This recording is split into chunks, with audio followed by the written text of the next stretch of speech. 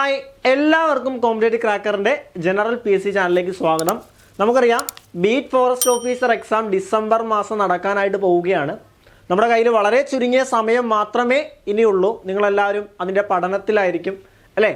പിന്നെയുള്ള സമയം ഏതെല്ലാം ഏരിയാസ് കൂടുതൽ ഇമ്പോർട്ടൻസ് കൊടുത്ത് പഠിക്കണം അല്ലേ? ഈ കഴിഞ്ഞ എക്സാമുകളിൽ കൂടുതലായിട്ട് ചോദ്യം വന്ന ഏരിയാസ് ഏതെല്ലാമാണ് തുടങ്ങിയ കാര്യങ്ങളാണ് നമ്മൾ ഈ ഒരു സെക്ഷനിൽ നോക്കാനായിട്ട് പോകുന്നത്. അപ്പോൾ നമ്മുടെ ബീറ്റ് ഫോറസ്റ്റ് ഓഫീസറിന് തയ്യാറെടുക്കുന്ന ഒരു ഉദ്യോഗാർത്ഥി നിർബന്ധമായിട്ടും പഠിച്ചിരിക്കേണ്ട ടോപ്പിക്കുകൾ, ഹോട്ട് ടോപ്പിക്കുകളാണ് നമ്മൾ ഈ ഒരു സെക്ഷനിൽ ഡിസ്കസ് ചെയ്യാനായിട്ട് പോകുന്നത്. അപ്പോൾ നമുക്ക് എന്ത് ചെയ്യാം, നേരെ ക്ലാസ്സിലേക്ക് കടക്കാം. അപ്പോൾ നമ്മുടെ ഒന്നാമത്തത് തീർച്ചയായിട്ടും നമ്മുടെ സിലബസ് പ്രോപ്പറായിട്ട് അറിയാമെന്ന് വിശ്വസിക്കുന്നു. 20 mark special topics, 10 mark maths, 10 mark Malayalam, 10 mark English, 10 mark current affairs. ബാക്കിയാണ് GK സെക്ഷൻസ് വരുന്നത്. അവിടെ സയൻസ്, പിന്നീട് GK, അവിടെ കോൺസ്റ്റിറ്റ്യൂഷൻ 8 മാർക്ക്, എക്കണോമിക്സ് 5 മാർക്ക്. ഇങ്ങനെയാണ് നമ്മുടെ സിലബസ് വരുന്നത് അല്ലെ? സിലബസ് ഒക്കെ നമുക്ക് പ്രോപ്പറായിട്ട് അറിയാം. അപ്പോൾ നമ്മൾ കൂടുതൽ ഇമ്പോർട്ടൻസ് കൊടുക്കുക, ഈ ഒരു 50 മാർക്കിന് കൂടുതൽ ഇമ്പോർട്ടൻസ് കൊടുത്ത് പഠിക്കുകയാണെങ്കിൽ നിങ്ങൾക്ക് എന്ത് ചെയ്യാം, കൂടുതൽ മാർക്ക് ഈ ഒരു ഏരിയയിൽ നിന്ന് സ്കോർ ചെയ്യാനായിട്ട് സാധിക്കും. ബാക്കി വരുന്ന വാസ്റ്റ് ആയിട്ടുള്ള GK സെക്ഷനാണ്. അപ്പോൾ ഈ GK സെക്ഷനിൽ നിന്ന് ഏറ്റവും റിപ്പീറ്റഡ് ആയിട്ട് ചോദിക്കുന്ന ചോദ്യങ്ങൾ ഏതാണ് ഉണ്ടോ? ഈ ഒരു സെക്ഷനിൽ നിന്ന് ഏറ്റവും കൂടുതൽ റിപ്പീറ്റഡ് ആയിട്ട് ചോദ്യങ്ങൾ വരുന്ന ടോപ്പിക്കുകളാണ് നമ്മൾ ഈ ഒരു സെക്ഷനിൽ ഡിസ്കസ് ചെയ്യാനായിട്ട് പോകുന്നത്. BFO എക്സാമിന് തയ്യാറാകുന്ന ഉദ്യോഗാർത്ഥി നിർബന്ധമായിട്ടും പഠിച്ചിരിക്കേണ്ട GKയിലെ പ്രധാനപ്പെട്ട ടോപ്പിക്കുകൾ നമുക്ക് നോക്കാം. ആദ്യം നമ്മുടെ ഹിസ്റ്ററിയിൽ നിന്ന്, ഹിസ്റ്ററി എന്ന് പറയുമ്പോൾ തീർച്ചയായിട്ടും അവിടെ എന്താണ്, Indian history, Kerala history, world history തുടങ്ങിയ കാര്യങ്ങളാണ് അവിടെ ഉള്ളത്. അത് വളരെ വാസ്റ്റ് ആയിട്ടുള്ള ടോപ്പിക്ക്. അതിന് ഏതെല്ലാം കാര്യങ്ങൾക്ക് കൂടുതൽ ഇമ്പോർട്ടൻസ് കൊടുക്കണം. അപ്പോൾ ആദ്യം കേരള ഹിസ്റ്ററി അതേപോലെ ഇന്ത്യൻ ഹിസ്റ്ററി എന്നാണെങ്കിൽ അവിടെ നവോത്ഥാന പ്രസ്ഥാനങ്ങൾ തീർച്ചയായിട്ടും ആ ഒരു ഏരിയയിൽ നിന്ന് നിർബന്ധമായിട്ടും പഠിച്ചിരിക്കണം. ആ ഒരു ഏരിയയിൽ നിന്ന് റിപ്പീറ്റഡ് ആയിട്ട് ചോദ്യങ്ങൾ വരുന്നതാണ്. അതേപോലെ കേരള ഹിസ്റ്ററി എന്ന് പറയുമ്പോൾ മാർത്താണ്ഡവർമ്മ മുതൽ ശ്രീ ചിത്ര തിരുനാൾ വരെയുള്ള തിരുവിതാംകൂറിൻ്റെ ചരിത്രം, അവിടുന്ന് 1 മാർക്കായിട്ട് അല്ലെങ്കിൽ നമ്മുടെ സ്റ്റേറ്റ്മെന്റ് ടൈപ്പ് ചോദ്യങ്ങളും അല്ലാതെ സിമ്പിൾ ആയിട്ടുള്ള ചോദ്യങ്ങൾ അവിടെ നിന്ന് എന്ത് ചെയ്യുന്നത് നമുക്ക് പ്രതീക്ഷിക്കാം. അപ്പോൾ ആ ഒരു കാര്യം വളരെ ക്ലിയർ ആയിട്ട് പഠിച്ചിരിക്കണം. അടുത്തതാണ് ഒന്നാം സ്വാതന്ത്ര്യ സമരം. നമ്മുടെ ഇന്ത്യൻ ഹിസ്റ്ററിയിലേക്ക് വരുമ്പോൾ അവിടെ നമ്മുടെ ഒന്നാം സ്വാതന്ത്ര്യ സമരം നിർബന്ധമായിട്ടും പഠിച്ചിരിക്കുന്ന ടോപ്പിക്കാണ്. സ്റ്റേറ്റ്മെന്റ് ചോദ്യമാണ് ഈ ഒരു ഏരിയയിൽ നിന്ന് വരുന്നത്. അതേപോലെ തന്നെ സാമൂഹ്യ പരിഷ്കരണ പ്രസ്ഥാനങ്ങൾ, അതിൻ്റെ സ്ഥാപകരാരാണ്, അങ്ങനെയുള്ള ചോദ്യങ്ങളും ആ ഒരു ഏരിയയിൽ നിന്നും നമുക്ക് റിപ്പീറ്റഡ് ആയിട്ട് ചോദ്യങ്ങൾ വരുന്നുണ്ട്. പിന്നീടാണ് ഗാന്ധിജിയുമായിട്ട് ബന്ധപ്പെട്ട ചോദ്യം, സ്വാതന്ത്ര്യ സമരവും ഗാന്ധിയും അല്ലെ? ഈ ഒരു ഏരിയയും റിപ്പീറ്റഡ് ആയിട്ട് ചോദ്യം വരുന്ന ഏരിയ ആണ്. അപ്പോൾ ഇന്ത്യൻ ഹിസ്റ്ററിയിൽ നിന്ന് ഈ ഒരു ഭാഗം ക്ലിയർ ആയിട്ട് നമ്മൾ പഠിച്ചിരിക്കണം. വേൾഡ് ഹിസ്റ്ററി നമുക്ക് അവിടെ പഠിക്കാനുള്ള കുറെ വിപ്ലവങ്ങൾ, റെവല്യൂഷൻസ്, സ്വാതന്ത്ര്യ സമരവുമായിട്ട് വേൾഡ് ഹിസ്റ്ററി. അപ്പോൾ നമ്മൾ പഠിക്കാനുള്ള കുറെ വിപ്ലവങ്ങളാണ്. അപ്പം അതിൽ തന്നെ ഈ കഴിഞ്ഞ എക്സാമുകളിൽ പ്രധാനമായിട്ടും ചോദിച്ചത് ചൈനീസ് വിപ്ലവമായിരുന്നു.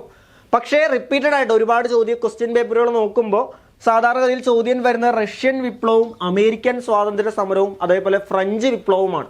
അപ്പോൾ അത് മൂന്നും വളരെ ക്ലിയർ ആയിട്ട് പഠിക്കുക.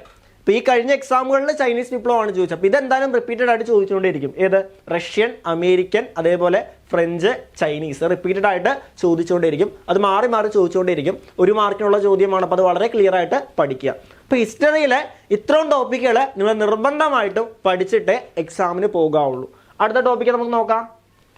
അടുത്ത നോക്കിക്കൊള്ളുക, നമ്മുടെ ജോഗ്രഫി എന്ന് പറയുമ്പോൾ അവിടെ തീർച്ചയായിട്ടും നമ്മൾ അന്തരീക്ഷം പഠിച്ചിരിക്കണം അല്ലേ? അന്തരീക്ഷവുമായിട്ട് ബന്ധപ്പെട്ട അറ്റ്മോസ്ഫിയറിക് ലെയറുകൾ, അന്തരീക്ഷത്തിലുള്ള പ്രധാനപ്പെട്ട വാതകങ്ങൾ, അങ്ങനെയുള്ള അന്തരീക്ഷവുമായിട്ട് ബന്ധപ്പെട്ട കാര്യങ്ങൾ അവിടെ നോക്കണം.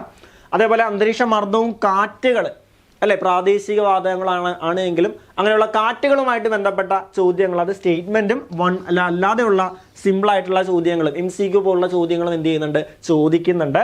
നദികൾ, അത് കേരള റിവേഴ്സും ഇന്ത്യൻ റിവേഴ്സും പ്രധാനമായിട്ട് നമ്മൾ നോക്കിയിരിക്കണം. അതിൽ നിന്ന് ചോദ്യങ്ങൾ വരുന്നതാണ്. ഉത്തരപർവ്വത മേഖല അല്ലെ, ഉത്തരപർവ്വത മേഖലയിൽ നിന്നാണ് കൂടുതൽ ചോദ്യങ്ങൾ വരുന്നത്.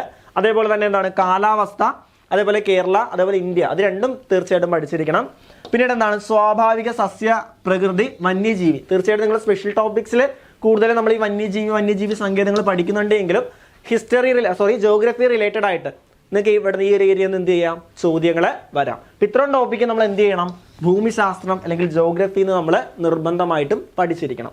അടുത്ത നമുക്ക് നോക്കാം സയൻസ്. സയൻസ് എന്ന് പറയുമ്പോൾ ബയോളജി, ഫിസിക്സ്, കെമിസ്ട്രി, ഈ ഒരു ഏരിയ ആണ് കൂടുതലായിട്ടും റിപ്പീറ്റഡ് ചോദ്യം വരുന്ന ഏരിയാസ് നമുക്ക് നോക്കാം അല്ലേ?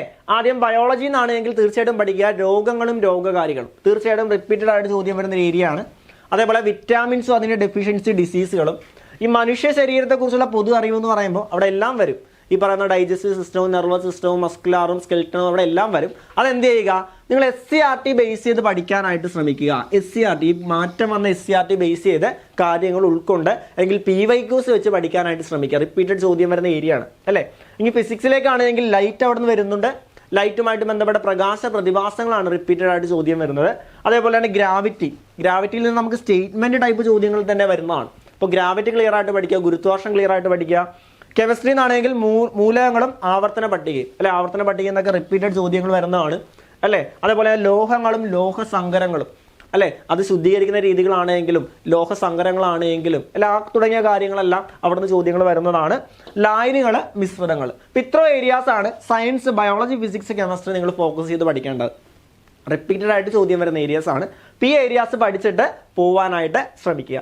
ഇനി അടുത്തത് കേരളം ഭരണ സംവിധാനം, കേരള ഗവേണൻസ് ആണ്. അപ്പോൾ അത് പലപ്പോഴും പലരും വിട്ടുകളയുന്ന ഒരു ടോപ്പിക്കാണ്. നമുക്കൊരു 3 മാർക്കാണ് നമ്മളെ സംബന്ധിച്ച്. ആ 3 മാർക്ക് നമുക്ക് വിലപ്പെട്ടതാണ്.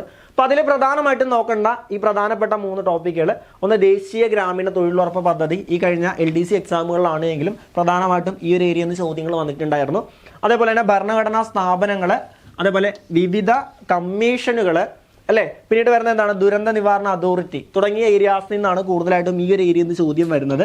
അതേപോലെ എന്താണ്, ഈ ഒരു ഏരിയാസിൽ നിന്ന് കൂടുതൽ അല്ലെ കേരളം ഭരണ സംവിധാനം എന്ന ബോസ്റ്റൈലുള്ള ടോപ്പിക്കാണ്. അതിൽ നിന്ന് ഏറ്റവും റിപ്പീറ്റഡ് ആയിട്ട് ചോദ്യം വരുന്ന ഏരിയാസ് ഈ 3 എണ്ണമാണ്. ഇത് വളരെ ക്ലിയർ ആയിട്ട് പഠിക്കാനായിട്ട് ശ്രമിക്കുക. ഓക്കെ അല്ലേ. പിന്നീട് നമുക്ക് പഠിക്കാനുള്ള ഈ പറഞ്ഞ എക്കണോമിക്സ് ആണെങ്കിലും അതേപോലെ ഇന്ത്യൻ കോൺസ്റ്റിറ്റ്യൂഷൻ ആണെങ്കിലും, കോൺസ്റ്റിറ്റ്യൂഷൻ 8 മാർക്കുണ്ട്, അതേപോലെ എക്കണോമിക്സ് നമുക്ക് 5 മാർക്കുണ്ട്. ഇതിന്റെ ഹോട്ട് ടോപ്പിക്കായിട്ട് എടുക്കുന്നതിന് പകരം നമുക്ക് പഠിച്ച് തീർക്കാവുന്ന സിലബസേ ഉള്ളൂ. നമ്മുടെ ടൈമുണ്ട്. ഇതിൽ തന്നെ പറയുകയാണെങ്കിൽ ഇന്ത്യൻ എക്കണോമിക്സ് ആണെങ്കിൽ തീർച്ചയായിട്ടും പഞ്ചവത്സര പദ്ധതികൾ, പ്ലാനിംഗ് കമ്മീഷൻ, നീതി ആയോഗ് അല്ലേ, അതേപോലെ ധനകാര്യ സ്ഥാപനങ്ങൾ, ഈ ഏരിയാസ് കൂടുതൽ ഫോക്കസ് ചെയ്ത് പഠിക്കുക. കാരണം ഇതിന്ന് സ്റ്റേറ്റ്മെന്റ് ആയിട്ടുള്ള ചോദ്യങ്ങളാണ് നമുക്ക് വരുന്നത്. സ്റ്റേറ്റ്മെന്റ് ആയിട്ടുള്ള ചോദ്യങ്ങൾ വരുമ്പോൾ അതേപോലെ ആൻസർ ചെയ്യത്തക്ക വിധം വളരെ ക്ലിയർ കട്ടായിട്ട് നമ്മൾ കാര്യങ്ങൾ എവിടെ നിന്ന് പഠിക്കണം, എക്കണോമിക്സിൽ നമ്മൾ പഠിക്കണം.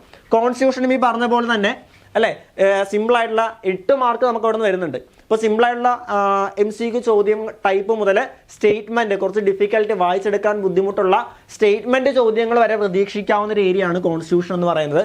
സോ വളരെ ക്ലിയർ ആയിട്ട് കോൺസ്റ്റിറ്റ്യൂഷൻ നമ്മൾ പഠിച്ചിരിക്കണം. അത് റിപ്പീറ്റഡ് ആയിട്ട് ഈ പറയുന്ന ടോപ്പിക്കുകളെല്ലാം വളരെ ക്ലിയർ ആയിട്ട് പഠിക്കണം. ഇതിൽ തന്നെ റിപ്പീറ്റഡ് ചോദ്യം വരുന്ന union list, state list, concurrent list അല്ലെ, മൗലിക അവകാശങ്ങൾ, നിർദ്ദേശക തത്വങ്ങളിൽ നിന്ന് ചോദ്യങ്ങൾ വരുന്നുണ്ട്, ഭരണഘടനാ നിർമ്മാണ സമിതിയിൽ നിന്ന് ചോദ്യങ്ങൾ വരുന്നുണ്ട് അല്ലെ, ഭേദഗതികളിൽ നിന്ന് ചോദ്യങ്ങൾ വരുന്നുണ്ട് അല്ലെ, പഞ്ചായത്ത് രാജ് ചോദ്യങ്ങൾ വരുന്നുണ്ട്. ഈ കോൺസ്റ്റിറ്റ്യൂഷന്റെ എല്ലാ ടോപ്പിക്കും വളരെ ഇമ്പോർട്ടൻറ്റ് ടോപ്പിക്കുകൾ തന്നെയാണ്. അതെന്ത് ചെയ്യുക, വളരെ ക്ലിയർ ആയിട്ട് പഠിക്കുക. ഈ 2 ടോപ്പിക്കുകളും അത്ര വാസ്റ്റ് ആയിട്ടുള്ള സിലബസ് അല്ല. നിങ്ങൾക്ക് എന്ത് ചെയ്യാം, ഈ സമയം കൊണ്ട് പഠിച്ച് തീർക്കാവുന്ന ടോപ്പിക്കുകളാണ്. കാരണം കോൺസ്റ്റിറ്റ്യൂഷൻ 8 മാർക്കാണ്. നമ്മളെ സംബന്ധിച്ച് 8 മാർക്ക് പ്രധാനപ്പെട്ടതാണ്. എക്കണോമിക്സ് 5 മാർക്കാണ്. അത് നമുക്ക് വളരെ പ്രധാനപ്പെട്ടതാണ്.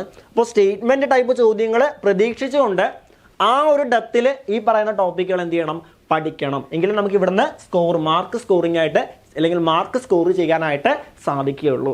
അപ്പോൾ ഇതാണ് GK ഏറ്റവും പ്രധാനമായിട്ട് നമ്മൾ GK സെക്ഷനിൽ നിന്ന് പഠിച്ചു തീർക്കേണ്ട മറ്റ് പ്രധാനപ്പെട്ട ടോപ്പിക്കുകൾ എന്ന് പറയുന്നത്. അപ്പോൾ ബാക്കി വരുന്ന അല്ലെങ്കിൽ ബാക്കി ടോപ്പിക്കുകൾ മാത്സിലാണെങ്കിലും ഇംഗ്ലീഷിലാണെങ്കിലും മലയാളത്തിലാണെങ്കിലും സ്പെഷ്യൽ ടോപ്പിക്സിലാണെങ്കിലും ബാക്കി ഏതെല്ലാം ഏരിയാസ് ഏതൊക്കെയാണ് പ്രധാനപ്പെട്ട ടോപ്പിക് എന്നുള്ള വീഡിയോസ് നമുക്ക് നെക്സ്റ്റ് വീഡിയോ ആയിട്ട് നമുക്ക് ചെയ്യാം. അപ്പം അതിന് മുന്നോടിയായിട്ടൊരു കാര്യം പറഞ്ഞോട്ടെ. ഇതുവരെ നിങ്ങളുടെ പഠനം നടന്നിട്ടില്ല എങ്കിൽ ഇനി വളരെ ചുരുങ്ങിയ സമയം കൊണ്ട് നിങ്ങൾ കൃത്യമായിട്ട് പഠിക്കാൻ ആഗ്രഹിക്കുന്നുവെങ്കിൽ നിങ്ങൾക്ക് വേണ്ടിയിട്ട് ഏറ്റവും പുതിയൊരു ബാച്ച് നമ്മൾ സ്റ്റാർട്ട് ചെയ്യുന്നുണ്ട്, 45 ഡേയ്സിൻ്റെ ബാച്ച് എന്ന് പറയുന്നത്. ഇതേപോലെ ആവശ്യമുള്ള ടോപ്പിക്കുകൾ മാത്രമാണ് നിങ്ങളിലേക്ക് തരുന്നത്. ചുരുങ്ങിയ സമയം കൊണ്ട് നിങ്ങൾക്ക് ആവശ്യമുള്ള കാര്യങ്ങൾ കൃത്യമായിട്ട് പഠിക്കുക എന്നുള്ളതാണ് നമ്മുടെ ബാച്ചിൻ്റെ ഏറ്റവും വലിയ പ്രത്യേകത എന്ന് പറയുന്നത്.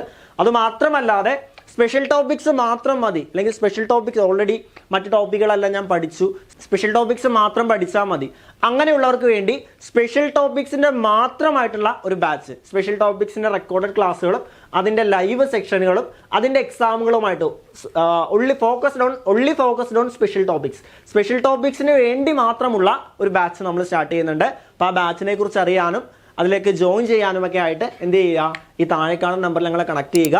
അപ്പോൾ മറ്റൊരു ഹോട്ട് ടോപ്പിക്കിൻ്റെ സെക്കൻഡ് പാർട്ട് വീഡിയോയുമായിട്ട് നമുക്ക് വീണ്ടും കാണാം. Thank you so much.